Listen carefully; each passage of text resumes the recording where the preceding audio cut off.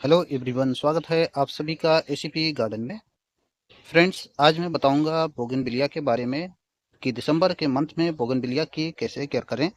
और बोगनविलिया में कुछ इस तरह से फ्लावर सूख रहे हैं, तो अब जो है इनको हमें क्या करना होगा। और इसके साथ ही बताऊंगा कि इस समय जो है आप क्या फर्टिलाइज़र दे सकते हैं, या फिर इस समय इसकी प्रूनिंग कर सकते हैं। प्रूनिंग कर सकते हैं तो किस तरह से इसकी प्रूनिंग की जा सकती है, क्या ये सॉफ्ट प्रूनिंग की जा सकती है या फिर हार्ड प्रूनिंग की जा सकती है। तो चलिए शुरू करते हैं और मैं दिखाता हूँ आपको, इसके बारे में बताता हूँ। देखिए, बोगनविलिया जो है ये प्लांट जो है उपोष्ण कटिबंधीय क्षेत्र में उगने वाला या उष्ण कटिबंधीय क्षेत्र में उगने वाला पौधा है, और ये जो है गर्म मौसम में अच्छे से फ्लावर देता है। अक्टूबर नवंबर मंथ में मेरे इस प्लांट ने काफ़ी अच्छी फ्लावरिंग की। अगर वो वीडियो आपने नहीं देखी है, मैंने इसकी फ्लावरिंग के बारे में आपको वीडियो दिखाई थी और इसकी केयर भी बताई थी। इसके साथ ही मैंने आपको जो है शॉर्ट वीडियो भी दी थी, और किस तरह से ये इतना अच्छा प्लांट लग रहा था। आप उस वीडियो में जाकर देख सकते हैं कि ये प्लांट कितना अच्छा लग रहा था। और अब देखिए, इस समय ये बिल्कुल बेजान अवस्था में है, और ये प्लांट जो है कैसा हो चुका है, अपनी खूबसूरती खो दी है और फ्लावर सूख चुके हैं। तो अब हमें क्या करना है। तो दिसंबर के मंथ में सबसे पहले ये समझ लेते हैं, दिसंबर के मंथ में बोगनविलिया का प्लांट जो होता है ये डोरमेंसी की ओर चला जाता है।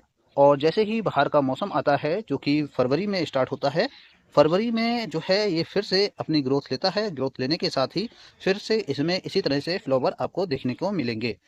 अब हमें इसमें करना क्या होगा, जो फ्लावर सूख चुके हैं उन फ्लावर्स को हटाना है सबसे पहले। इन फ्लावर को हटाने के बाद फिर मैं आपको बताऊंगा कि इसकी प्रूनिंग कैसे करनी है, क्योंकि प्रूनिंग अगर आप इस समय कर देते हैं तो फरवरी में जो है आपका प्लांट अच्छे से ग्रोथ करेगा और नई कलियां आएंगी। उनके साथ ही जो है इसमें दोबारा से फ्लावर आएंगे। देखिए, फ्लावर को काटने के लिए आपको क्या करना है, देखिए यहाँ मैं दिखाना चाहता हूँ कि ये देखिए, ये एक फ्लावर है। तो मुझे इसकी टहनी नहीं काटनी है। सबसे पहले यहाँ से देखिए, ये डंठल जो है इसको बिल्कुल नीचे से काटना। अगर हम यहाँ से ऊपर से काटते हैं तो ये प्लांट की एनर्जी लेता रहेगा, इसलिए हमको इसको बिल्कुल नीचे से काटना है। इस तरह से देखिए, कुछ इस तरह से इसको कट करना है। तो इस तरह से आपको जो है इस प्रूनिंग करनी है। प्रूनिंग करने के बाद अब आपको क्या करना है कि आप अपने बोगनविलिया का शेप देखिए कि आपका प्लांट जो है किस तरह से हो रहा है, और इसको आप जिस तरह का भी शेप देना चाहते हैं उस तरह से आप इसकी प्रूनिंग कर दीजिए। और अभी मैं दिखाता हूँ कि मेरा ये प्लांट कैसे करके जो है इस तरह से शेप ले रहा है, और इसकी प्रूनिंग मुझे कैसे करनी है। तो सबसे पहले मैं जो है इन फ्लावर्स को हटा देता हूँ। कुछ फ्लावर्स ऐसे हैं जो अभी अच्छे हैं, उनको भी हटा ही देता हूँ, क्योंकि ये जो है प्लांट की एनर्जी लेंगे और कुछ समय बाद ये भी सूख जाएंगे। तो बार बार मैं वो प्रक्रिया नहीं अपनाऊंगा, इसलिए जो है मैं साथ में ही इनको हटा देता हूँ।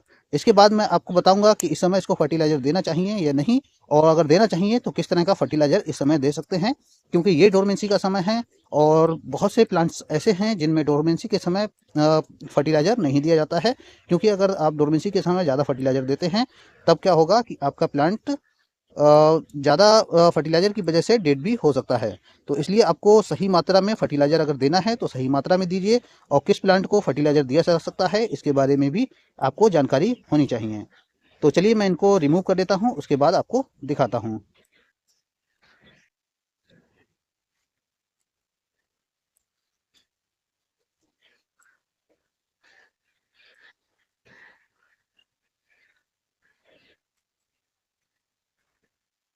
तो देखिए, मैंने इसके सभी फ्लावर जो हैं रिमूव कर दिए हैं। आप देख सकते हैं इसमें कितने फ्लावर हैं। और अब मैं बताऊंगा इसके केयर के बारे में। देखिए, इसमें कितना खूबसूरत फ्लावर आते हैं, आप देख सकते हैं। शायद मैं आपको दिखा सकूं। देखिए, कितने खूबसूरत फ्लावर इसमें आते हैं। इस तरह के फ्लावर इसमें आते हैं। तो अब क्या करना है, मुझे देना है इसका शेप।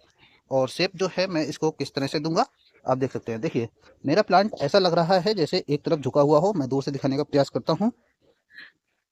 देखिए, कुछ इस तरह से देखिए, एक तरफ झुका हुआ लगता है। तो इसको मैं दूंगा, और कुछ टहनियाँ इधर उधर जा रही हैं, तो एक साइड में झुका हुआ दिखाई दे रहा है। तो इसको मैं सही करता हूँ। देखिए, कुछ इस तरह से यहाँ से काटता हूँ। और आप कटिंग जब करें ना, तो आपको एक बात का याद रखना है, ये जो गैप आप देख रहे हैं, इन दोनों जो नोड हैं, इन नोडों के बीच से जो है आपको इस तरह से काटना है। यानी कि नोड के थोड़ा सा ऊपर देखिए, कुछ इस तरह से।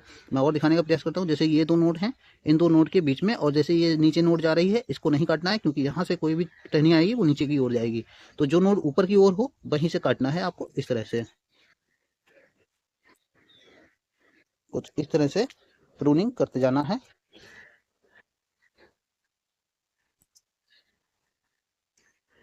जो टहनी आपको इधर उधर लगे उसको आप हटा सकते हैं। देखिए एक ये टहनी काफ़ी ऊपर जा रही है, इसको मुझे कट करना होगा और मुझे थोड़ा सा नीचे, काफ़ी मजबूत टहनी है, इसको काटना अपने आप में चुनौती है। और आप जो है एक चीज़ का ध्यान रखें कि बोगनविलिया में कांटे होते हैं, तो आपको सही से काटना होगी, ठीक है, सही से कटिंग करना होगी, ये आपको देख लेना है। क्योंकि अगर आप बोगनविलिया को ज़्यादा ही नज़दीक से काटेंगे तो हो सकता है आपके हाथ में कांटे भी लग जाएं। तो ये तार जो है इसको मैं हटा देता हूँ, उसके बाद ये टहनी रिमूव कर दूंगा। चलिए मैं इसको बाद में हटाता हूँ, उससे पहले मैं आपको बता देता हूँ कि अब जो है इसमें सर्दियों में कैसे केयर करें। देखिए बोगनविलिया जो है इस समय अपने पत्ते गिराता है, पत्ते हो सकता है आपके पॉट में गिरे।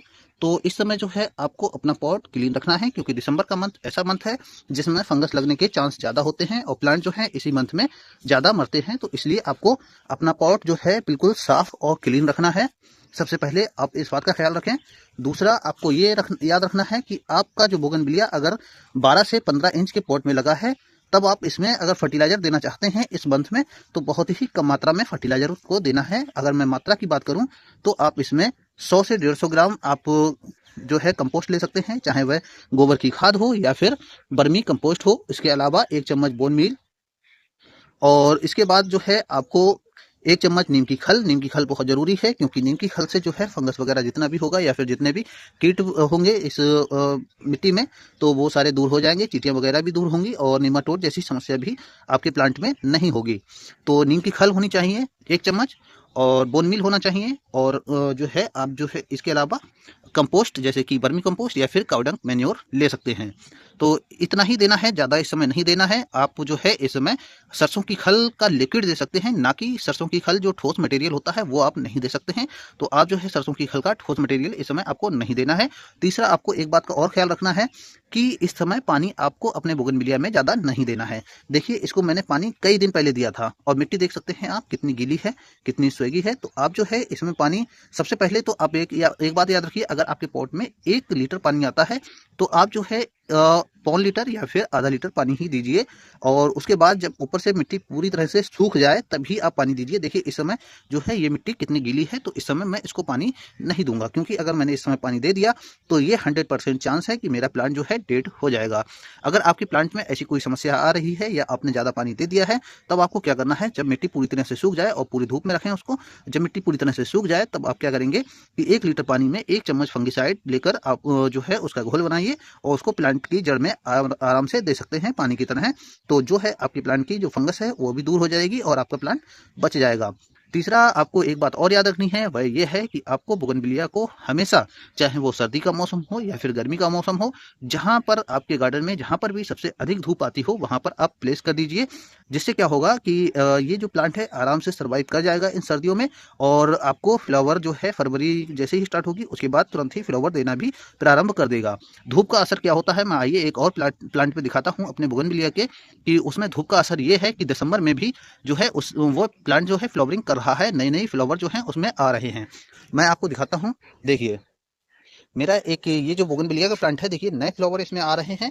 क्यों आ रहे हैं मैं आपको बता रहा था अभी, क्योंकि ये जो है इस समय पूरी धूप में रखा हुआ है, तो इस समय इसमें नए फ्लावर भी आपको देखने को मिलेंगे। देखिए कुछ इस तरह से आप देख सकते हैं, नए फ्लावर पूरी तरह से रेड से दिखाई दे रहे हैं, जबकि ये पिंक है।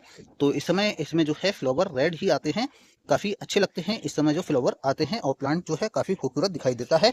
देखिए कुछ आपको दिखा सकूँ मैं, तो ये देखिए ये नए नए जो फ्लावर है वो भी आ रहे हैं। तो इस तरह से धूप का असर होता है कि मौसम चाहे कोई भी हो, अगर पर्याप्त धूप मिलती है बोगनविलिया को तो ये फ्लावरिंग अच्छे से करता है। कैसी लगी आप सभी को ये वीडियो कमेंट बॉक्स में ज़रूर बताएं, और अगर हमारी वीडियो पसंद आती है तो चैनल को सब्सक्राइब कर लीजिए, क्योंकि हम जो है गार्डन से रिलेटेड ऐसी ही वीडियो आपके लिए लाते रहते हैं। धन्यवाद।